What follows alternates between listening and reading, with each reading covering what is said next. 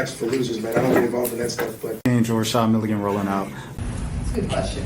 Brandon, We can't ask Rashad questions. moving to the W.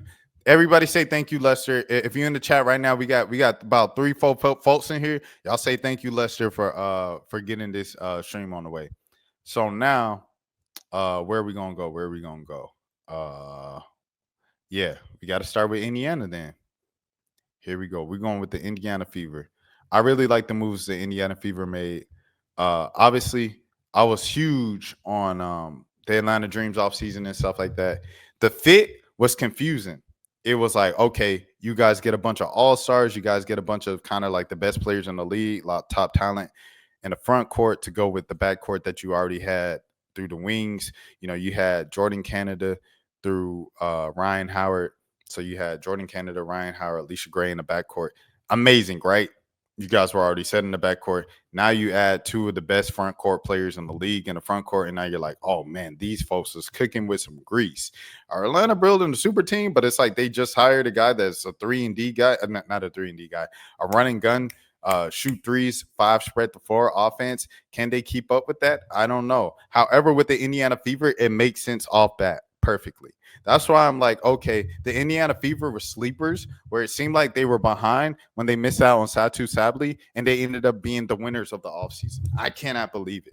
I can't believe it. The Indiana Fever, whoever the GM up there, you cooked.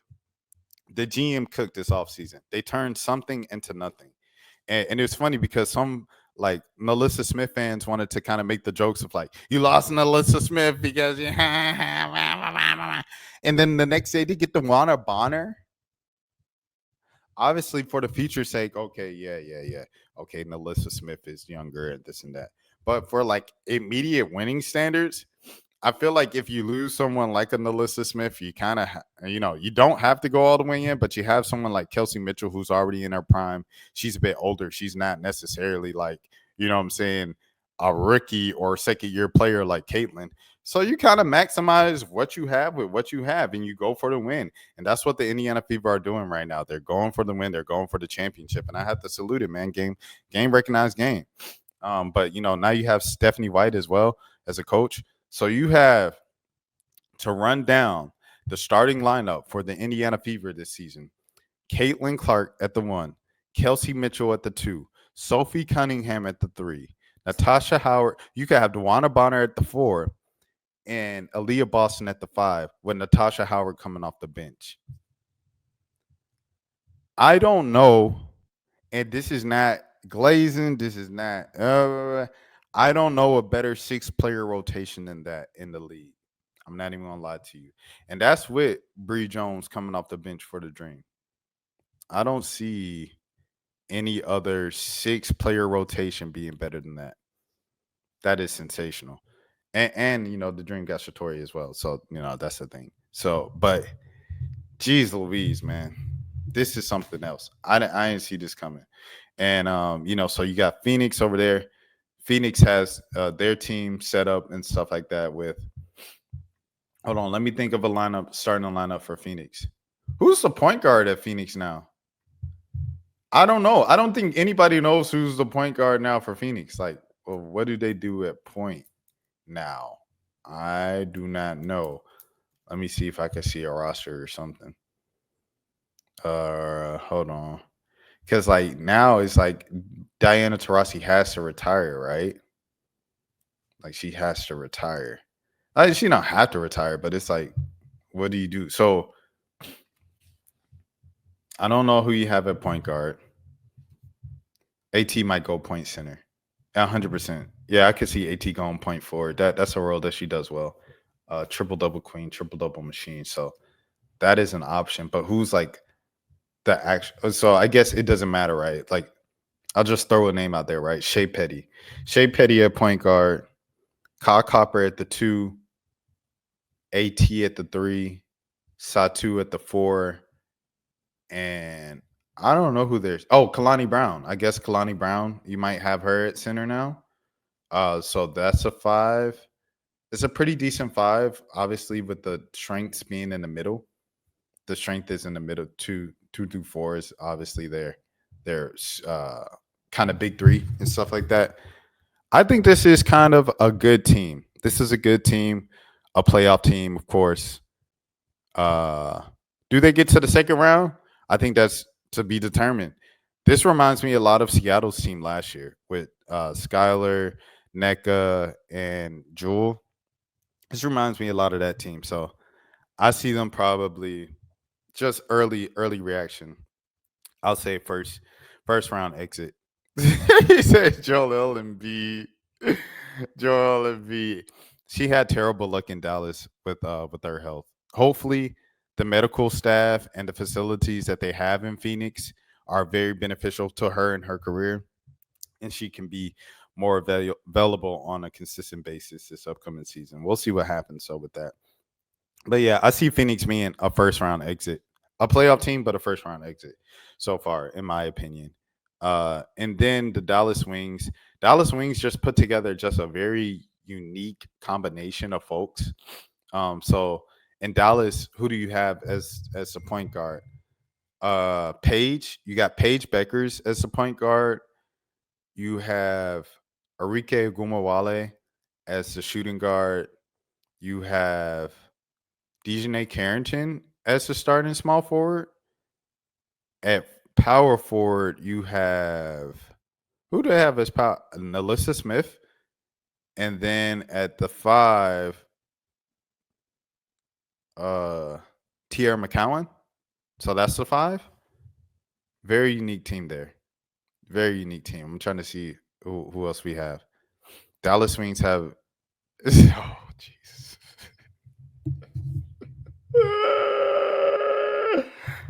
Oh, brother. Lester. Don't get me in trouble, man. Oh my goodness. Yeah, that'll be interesting. That'll be interesting to see how that works and stuff like that. Let me see if I can see. I think Ty Harris is obviously coming off the bench now. So it's Ty Harris coming off the bench. I'm trying to even figure out who else they have because there's so many folks that got moved yesterday that I'm just like, what is going on, bro? What is going on? So yeah, here's 4 of your starting 5 with Tierra McCowan. Yeah, that'll be something. Okay. Ty. Who's Lou? Like Katie Lou? No, not Katie Lou, right? Lou is not Katie Lou, right? It can't be. Hold on, let me see this. Let me make sure.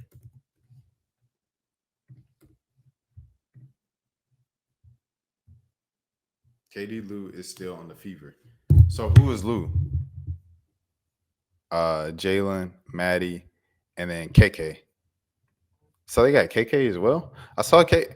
This is crazy. I'm sorry. I'm literally keeping up with this in like real time. I'm like, this is crazy, bro. All right, so I think that Dallas has a pretty unique team. They have a good future team. Their team is going to be like, probably a different loop. Yeah, 100%. It's a different loop. Let me look it up just for the sake of doing my Googles and things of that sort. Let me see the roster. Y'all give me a second. Pull up this roster real quick. Oh, Lou Lopez Senecal, y'all. Lou Lopez Senecal. Okay, I was wondering. I was like, what? Yeah. And they still have Maddie Seagrass. I don't know why I get her like confused with the girl they just traded, the girl from Ohio State. But Maddie Seagrass was a problem in college, dude. If she can bring along something to the W, Jaylen Brown is good. I like her game as well. This is a nice roster, but it's like a nice young roster. You know what I'm saying? This is good. They still got Satu on the team on this roster right here. So is Maddie Seagrass on the team still? But anyways. I feel like I'm overthinking at this point. I think the Dallas Wings have a pretty good team for the future. I can see the Dallas Wings making a playoff appearance this year, losing in the first round, coming back next year, going to the second round, and then like starting to contend from there. That's where I see the Dallas Wings going. And then Phoenix, I see Phoenix losing in the first round, making the playoffs. I see the Dream is so confusing with the Dream because they have a whole new system, a whole new coach. Does that change what you see on the court? Does Haley Jones get developed now, especially with Leticia Me here going? I feel like kind of the clock is on Haley Jones. Like you have to perform now, Haley Jones. You were one of the best rookies, better rookies of your class, your rookie season, and then last season you kind of your confidence just dissipated, just slowly evaporated. Hopefully, this new system, this new coaching staff can really get your confidence back and turn you into the player that you really meant to be in this league. I had high hopes for you since Stanford. I was really high. So I'll just see how that works out. But based on all of that, the Dream are a wild card because it can go anywhere from missing the playoffs, right? Where it doesn't work in the front court and you're a couple of kind of things that you didn't expect to happen from just the season going haywire. They can go from missing the playoffs all the way up to they can be in the WNBA finals. And they could be a finals team. So the Dream are such a kind of just what is going on, you don't know. I do want to say Minnesota is still Minnesota. You have to respect the semifinal champs and things of that sort. This is funny. She got no, she didn't. She went 0 for 2. She went 0 for 2. But yeah. That's what I think. You still have to respect Minnesota. You still have to respect New York. You still have to respect Chicago. Okay, so Chicago adds Sloot. Sloot comes back home with Angel Reese, Camila Cardoso. You guys know the backcourt already. I think they traded the no, they didn't. The Sparks traded the number 2 pick. So they still have their number 3 pick. So I don't think Miles is still there at number 3. So Miles is no longer there at 3. So who do you get? You can't get Kiki. You can't get another power forward. Who else do you get? Hold on, let me pull this up. This is crazy. This is why I didn't go live yesterday because it's like it's so many moving pieces. It's so chaotic right now. Hold on, let me see. I'm gonna go to Tankathon. Okay, we on Tankathon. So they're saying Sonya. What about AZ Fudd? What about them going high with AZ Fudd? See, that would be something, bro. If you bring in AZ, but Sonya was someone that I was looking at going to Chicago at 10, anyways.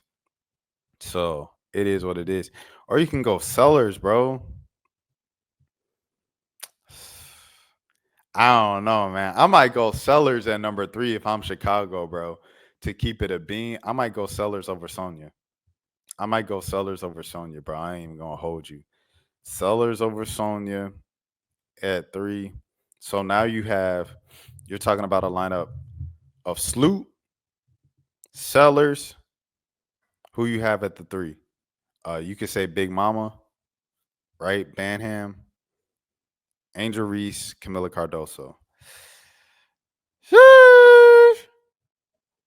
Sheesh. And then who you got at 10? You might be able to get Pow at 10. I don't know. I don't know, bruh.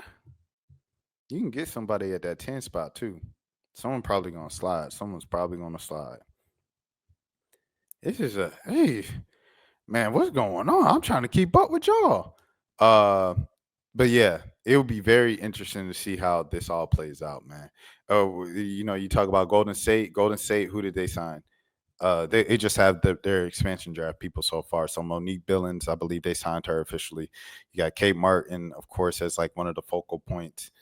If you sign another big or draft another big now, because none of the big names signed with Golden State. They didn't go to the expansion franchise. So who you have in expansion is who you're running with as your key players, and then the draft now. So I think you go Anissa Morrow or Kiki if Dominique is no longer there, because I know people are high on Dominique. I just hear a lot about her. So I think you go Anissa or Kiki. Or do you go AZ Fudd and go a Kate Martin, AZ Fudd backcourt and then kind of just run it and then hope for Lauren Betts next year? I don't know, man. There's so many areas that people can go. Dallas. We already spoke about Dallas. Anissa Morrow sliding to 7 would be crazy, but that's the way the cookie crumbles with this trade. It's a down the line thing. Or let me see. Anything else that I want to say about this stuff? I already spoke about the Dallas Swings. I already spoke about the Indiana Fever. I think we're done. I think we are done here for the day, or at least for the morning. It'll probably be some more moves happening and stuff like that. Lester, I want to say thank you so much once again for letting me know that my mic was not on. It was off. I appreciate that so much, brother. I owe you one. And until next time, one of those girls was hoping to be drafted by the Fever at 8. Yeah, that thing gone. It's all right. They'll be all right. They will be okay. Trust. Big trust they'll be okay. They got Maddie Westbell going to hold on. Let me pull up this tankathon for y'all before we get out of here. But Lester, I want to say thank you so much for telling me that my mic was off, saving the stream. Lifesaver. They got Sanaya Rivers. Dang. Rory Harmon. What about hold on now? Where Hermione Turner? They got Hermione Turner. Nah, bruh. Hermione Turner is getting drafted, bro. If I'm the dream, I'm taking Hermione Turner. They got him taking a 4. Westbelt. I got him going Hermione Turner, bro. Maddie Scott is crazy too. Haley Van Lith also isn't up here. Haley Van Lith needs to get drafted as well. They got Sedona Prince going late in the second round, which is crazy. Hey, shout out to Georgia A. Moore, bro. I don't know about her being first round. See these international players, I'm not so sure about them from the jump. I don't know. But these Americans, Georgia A. Moore, I don't know about Georgia A. Moore in the first round over Haley Van Lith, over Hermione Turner, over now Sanaya Rivers. You can probably make a case respectfully. Rory Harman, you could probably make a case respectfully. Shout out to Layla. So Layla's in this draft too. You got some players in this draft, but they projected to go in the second round. I don't know if how many times I've seen that. You got Hollywood going in the second round, stuff like that. I think the thing that's going to save Raven is A, her defense, B, her size. As a point, she's a big point guard. So I think that will save her chances and stuff like that. If she was a smaller point guard, I was like, okay, it might be cooked for Raven. But she's not. She's a bigger point guard. She plays defense. She understands the game. So she's a nice floor general with some size on her. I think that's a good thing in terms of her W potential and her career potential and stuff like that. But yeah, that's all I have for today. For this morning, I'll be back if there's anything crazy that breaks by tonight and stuff like that. And until next time, as always, my name is Rashad Milligan. This is the Road to 5K Subs. If you are new to the channel, everybody say thank you, Lester. That's for losers, man. I don't get involved in that stuff. But Angel Rashad Milligan rolling out. That's a good question. We can't ask Rashad a question. Hey, Rashad.